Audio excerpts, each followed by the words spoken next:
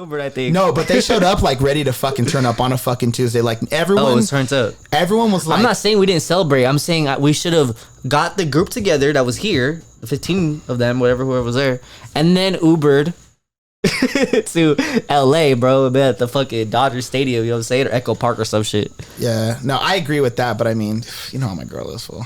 Yeah, and we got kids. I'm just saying, I wish we could have, but yeah, I understand, bro. Otherwise, I would have done it. Oh, and shout out to the homie that left.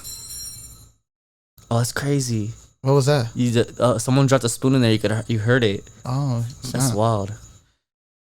Shout out to the homie that left and was like, because I got to go to work, and he was the only one concerned about work. And then he literally came back and like 30 minutes later was like, fuck it, I'm not going to work. Oh yeah, he snuck up, right? Yeah, he snuck up. Okay, so I took mushrooms. Shit. That's why. Now I remember. I remember now. I took mushrooms and I would just started peaking on mushrooms, and I remember I was right in the backyard, right by the swing, and I was the only one over there. Everybody else was playing beer pong on the other side of the patio. And I remember I was like kind of peeking, looking around, like looking at like the shapes are starting to move, and like there was like after images of everything. And I look at the little tree right here, and fucking I see a face and some hands going like this, and I was like, in like going peeking through the leaves, and I was like, oh my god, I'm tripping balls right now. What the fuck? Because I never had like imagined some shit like that. I thought I was like my brain was hallucinating this. And then it's just Zuni, bro, staring at me. He's not saying nothing to me. And he didn't even know I was on mushrooms, bro. He was just staring at me, and he just staring at me for like 10 seconds. Not saying anything. We're both just looking at each other. And I was like, oh, fuck, I'm tripping. And then he comes up. He's like, what's up, Manny? And I'm like, oh, fuck, and you're real? And then that just tripped me out bad. No, like, but it scared everyone, though, because like we were all like, yeah, we were all like. He like tiptoed around the corner right here. There's a little side gate. Tiptoed around the corner. And then they like snuck behind the tree. Yeah, I have a little tree right there, and so he. And then that's when I spotted him. And then he goes, "I'm back," and we're like, "What the fuck?" We're like, "Bro, you can't do that. For you almost got popped up." Oh, that he beat up some homeless guy one time. Oh my god, let's talk about this. Wasn't that the same night? No, okay, Paul. Let me take you down a journey of how a homeless man came into my home and then got fucking dragged out. Okay, so obviously, like. We were chilling in my backyard, and when you're at your house, like, and it was only like 4 or 5 of them back there. It wasn't like a party. Yeah, this was a different time. And obviously, when you're in your backyard, you have a sense of, you know, security, comfortability, right? So like, you're just chillaxing, right? So we're sitting on my porch furniture, talking. It's my cousin right across from me, and Zudi, and Lisette, and I'm faced. My back is facing the wall where people come in from the side gate. And we're talking, and all of a sudden, my homie Zudi goes, "Hey, what's up, man?" And I'm like, "Who the fuck are you talking to?" I didn't believe him. I was like, "Fool, shut up," because I thought he was trying to scare me. He's like, "What's up, man?" Yeah, Zudi be fucking around a lot. Like he was the one who snuck back and trying to sneak through the bushes and shit. Yeah, on that what we just talked about with when the Dodgers won the World Series. But I'm like, "Bro, stop trying to scare me." He's like, "No, wait, you don't know that guy?" And I'm like, "Fool, stop." I was like, "Stop that shit." And then he goes, "No, for reals, look." So I turn and I'm like, "Oh, what the fuck?" And like, there's this fucking random fucking guy. He's like, "Hey, what's up, man? I heard the music and I'm trying to party." And I'm like, no. I was like, "Hey, man, you got to get the fuck out. I don't know who the fuck you are. Like, you're in my fucking house. Like, that's fucking scary to know that someone will just walk in your house." So thankfully, my cousin had just put his gun away. Like, we're an open carry house. Like, but he had just put his gun away. And I'm like, "Bro, you got to get the fuck out." He's like, "No, man, I'm trying to party, dog." And he was like backing up because I'm like, "Dude, get out of my house. Like, you're trespassing." And so Zudi comes in, like, "You don't know this fool?" I'm like, "Nah, I don't." He's like, "Are you sure?" I'm like, "Yes, I'm fucking sure." So he goes, "All right, bink," and just drops that motherfucker. And I'm like, "Oh, fuck." So I was like, I got to too.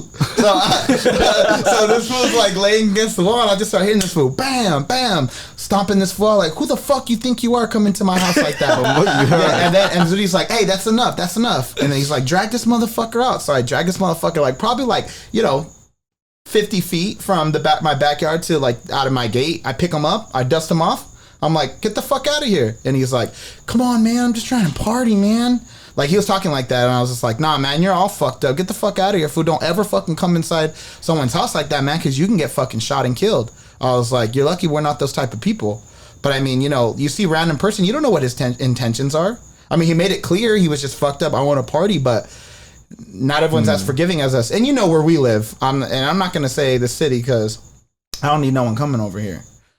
But we live in a city that's historically not known for very generous people coming in your house like that. You know, like we don't live in Beverly Hills. So the point of the story was that shit was fucking creepy because there's just a certain sense of security you feel. And when someone violates that, it feels a little weird. Like, now, I swear, like, I never locked my gate, and, like, for 3 weeks after that, I locked my gate. You know, like, you just feel like, imagine someone comes in, yeah, like... and then we always lock the gate now. Yeah. Always. It's always locked. Sometimes my gardener, he, like, wakes me up at, like, 7 a.m. when he comes, and he's like, your gate's locked, senor.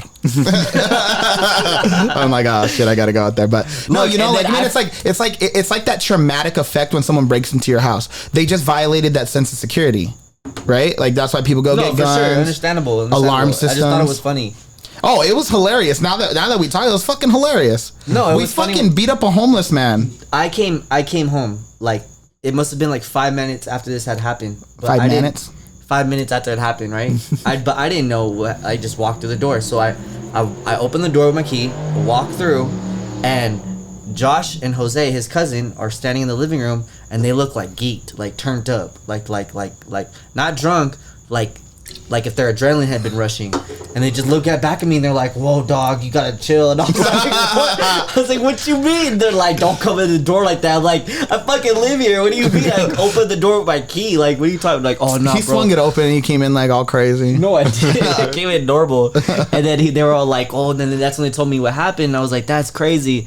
And then Jose, I guess, like, I don't know what happened, but his adrenaline was still rushing, and he was like, "Fuck it, I'm gonna go find him." And then he went running in the middle of the night looking that for was him. just a jackass move. He's a jackass. Jose, if you're watching, you're a fucking jackass for that. Yeah. Like, there was no need. This fool was already long gone, probably hiding under a fucking tunnel somewhere. But yeah, it was funny though. That's crazy. I wish I would have seen it. I feel like shit happens like that a lot at my house though, like random shit like that. Random shit happens, but that was sketch. That was like random shit will happen, but it'll be like on a either like a funny tip or like a not an out of control. That was out of control. That was like, okay, what the fuck? Because what if he hadn't been like hippie type homeless person? What if he had been like a PCP, I'm a fucking rage and kill, stabbing you and Zudi type? Yeah, that would have been all bad. That's what I'm saying. That's the sense of security that got breached, and I don't like that. Well, luckily it hasn't happened since, and hopefully it won't.